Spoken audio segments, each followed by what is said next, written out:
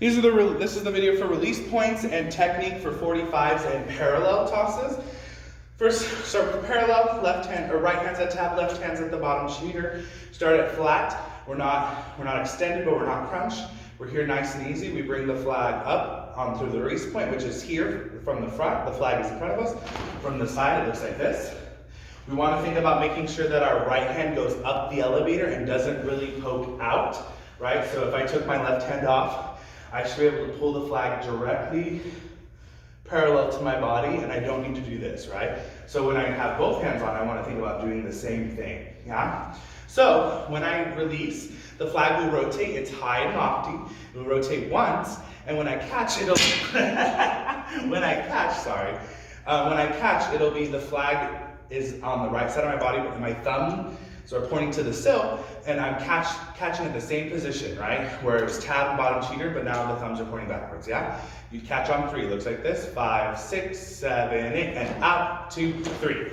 We want to make sure that it's nice and slow so it can float down into our hands at waist. If you're too fast, you'll be forced to catch at eye level and then bring it down. So that if it's spinning really, really fast, you want to think less left hand, right? The left hand controls the rotation, the right hand controls the height. So if our flag seems really, really low, then we need to push up higher with our right hand, yeah? If it's too slow with our rotation, then we need, if it goes like that, right? We need more left hand, okay? That's a couple troubleshooting stuff. If you feel like you're going into the 45 like this, right? When I toss, it's supposed to be not 45, it's supposed to be nice and flat. If you feel like you're doing this, or you record yourself and you're doing that, that means both hands are not moving up to the penthouse at the same time, right? We want to make sure that they move with the same speed, same energy, and same timing as we go up the elevator, yeah? Cool, so those are parallels. This is a 45. My 8th graders and high schoolers are working on this. And then 7th and 6th graders, once you're good at parallels and you want to start attempting these, you can. So the hand positions are the same as a parallel. The only difference is you're going to start with the tab on the left side or right side of your body. You don't want to be right on your hip.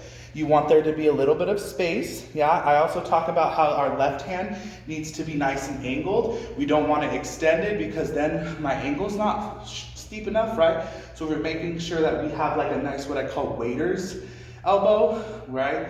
Like you can balance a tray on it, then the angle is much better, yeah? Excuse me.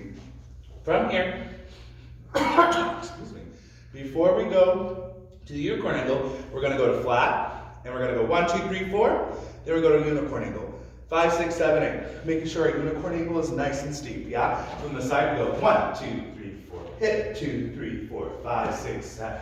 1, 2, 3, 4, 5, 6, 7. 1, 2, 3, 4, yeah? Or 5, 6, 7, 8. You're gonna take that in 4 counts like 10 times. Then you're gonna do it in 2 counts. 1, 2, 3, 4, 5, 6, 7. 1, 2, 3, 4, 5, 6, 7. 1, 2, 3, 4, 5, 6, 7. And then after you do that for 10 times, then you're going to do it once. 1, 2, 3, 4, 5, 6, 7, 8. 1, 2, hold 3, 4, 5, 6, 7, 8. 1, 2, hold 3, 4, 5, 6, 7, 8. Then you're going to make it to where the flat is now just on the hand. 5, 6, 7, 8, and hit. Again, 5, 6, 7, 8, and hit. Again, make sure you're not death gripping the flag and that your thumbs are not wrapped, they're pressed. And then when you release, again, it's like a parallel, it's high and lofty and slow. You will catch it on the opposite side of your body, so you start on the right, you'll catch on the left. The flag will now be pointing to audience or forward. Right hand catches at tab, left hand catches at bottom cheater, thumbs are pointing to the silk now. So it's a nice high toss. Out and catch, sorry, mine was low because of the ceiling, right? So, a couple of things. We want to make sure that we talk about gremlins or gnomes or grandma standing and sitting right here. And we don't want to cut through them. We want to make sure that we go to flat and over the top of them, and so we don't hurt them. And then also so our 45 comes out nice and strong. If we cut grandma or the gnome or the gremlins, if we go like this, then we don't get this nice plane like this. we get weird funky planes like this, right? And we saw how, you could see how compared to this, right, they're completely different and not the effect we want. You also might hurt yourself if you do it like that, yeah? So that's why we really talk about how we need to make sure we go through flat before we toss so we can get that nice, beautiful, like 45 pitch to the front plane instead of like this, yeah? Cool, and so those are 45s. It's the same concept with parallels. If you feel like it's too low, you're gonna push higher with your right hand. If it's too slow, you're gonna pull back faster with your left hand. If it's too fast, you're going to loosen up the left hand, which usually, majority of the time, we don't ever need to go too fast. And then if it's too high, which again, I'd rather be super high than low right now, then you'd bring less to the right hand, yeah? Unlike parallel, we want to make sure that we start going up at the same time, but that left hand pulls down and tries to touch your shoulder blade as low as you can get it. Because the left hand is what makes this toss 45. The right hand doesn't, yeah? So make sure that you're pulling down with your left hand. Cool? Awesome, go practice.